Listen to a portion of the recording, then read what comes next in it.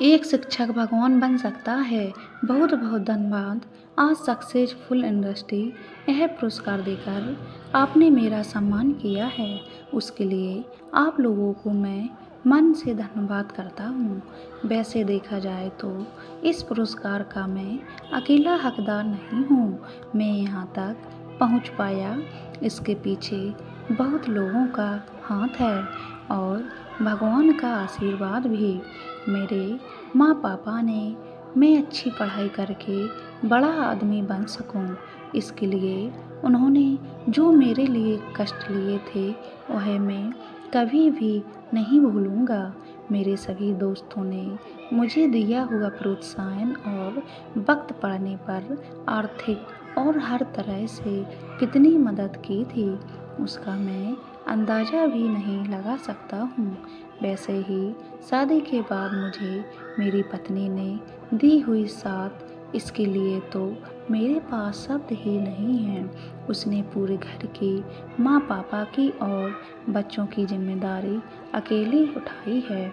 उसकी वजह से मैं यहाँ तक पहुँच पाया हूँ, वरना यह सब मुझसे होता ही नहीं। लेकिन दोस्त, पत्नी, तकदीर का हाथ और भगवान का मिला साथ, इसके अलावा ज़्यादा इस कामयाबी में तो वह मेरे 7वीं और 10वीं कक्षा के शिक्षक सर, वो अगर मेरी ज़िंदगी में नहीं आए होते तो भगवान को ही पता कि मैं यहाँ तक पहुँच भी पाता कि नहीं।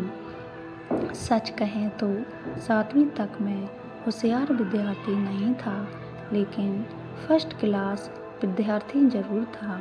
लेकिन 8वीं और 9वीं में गलत दोस्तों की संगत में रहकर मुझे परीक्षा में मिलने वाले मार्क्स बहुत कम आने लगे। यह बात सर के ध्यान में आई। उन्होंने मुझे बहुत समझाया, लेकिन मैं 9वीं कक्षा के छमाही परीक्षा में 2 विषय में फेल हो गया। माँ पापा भी मेरा रिजल्ट देखकर मुझ पर चिल्लाए। मुझे पढ़ाई करनी ज़रूरी है, समझा समझा कर थक गए, लेकिन मुझ में कोई सुधार नहीं आया। इंसान अगर गलत रास्ते पर भटक जाए तो फिर सही मार्ग पर चलने की कोशिश बहुत कम हो जाती है, क्योंकि वह गलत मार्ग सही है ऐसे उसको लगने लगता है। लेकिन मेरे साथ ऐसा नहीं हुआ। सर मुझे सही मार्ग पर ले आए। कुछ ऐसा हुआ कि मैं 9वीं पास हो जाऊंगा।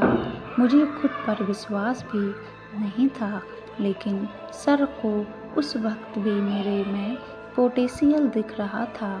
एक दिन पीटी के क्लास में हम सब लड़के मैदान पर इकट्ठा हुए। उस वक्त मुझे पीछे से किसी की आवाज़ सुनाई दी।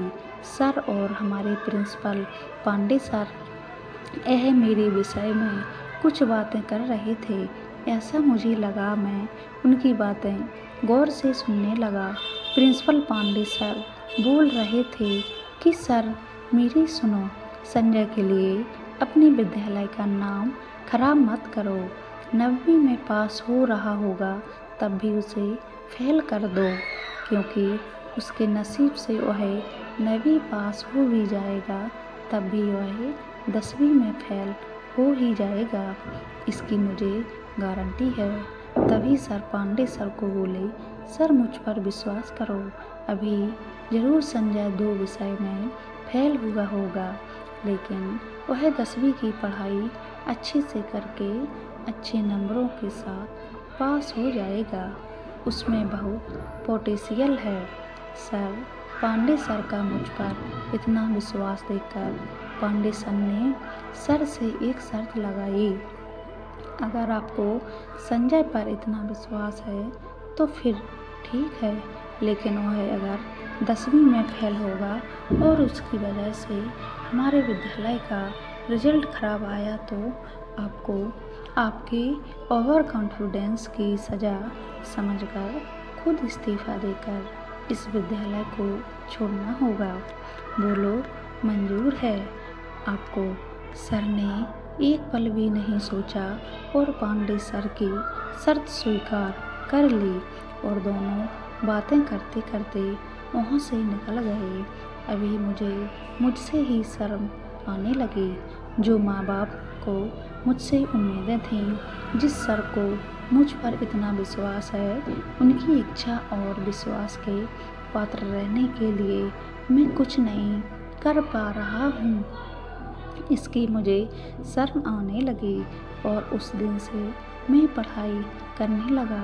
रात दिन एक करके मैं 9वीं तो पास हो गया, लेकिन 10वीं में भी खूब मन लगाकर पढ़ाई करके अच्छे पेपर लिखे।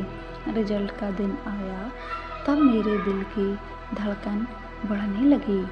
मैं पास तो हो जाऊंगा ना, इससे ज़्यादा मुझे सर की नौकरी आज रहेगी या नहीं, इसकी ज़्यादा टेंशन थी। रिजल्ट लेने में विद्यालय गया और मार्कशीट में 90% मार्क्स देखकर मैं वहीं पर नाचने लगा।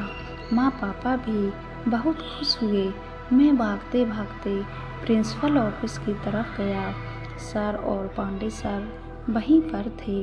मैंने सर को जोर से गले लगाया और उनको बोला, मैंने आपकी नौकरी नहीं जाने दी।